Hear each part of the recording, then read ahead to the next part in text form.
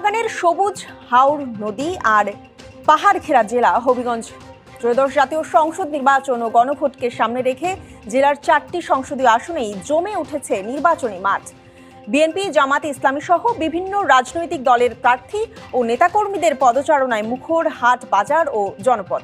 হবিগঞ্জ 1 আসনে আওয়ামী লীগের সাবেক অর্থমন্ত্রী শাহ এম এস কিবরিয়ার ছেলে ও বিএনপি মনোনীত প্রার্থী অর্থনীতিবিদ ডক্টর রেজা কিবরিয়ার সামনে বড় চ্যালেঞ্জ হয়ে দাঁড়িয়েছেন বিএনপির সাবেক সংসদ সদস্য ও স্বতন্ত্র প্রার্থী শেখ সুজাত মিয়া।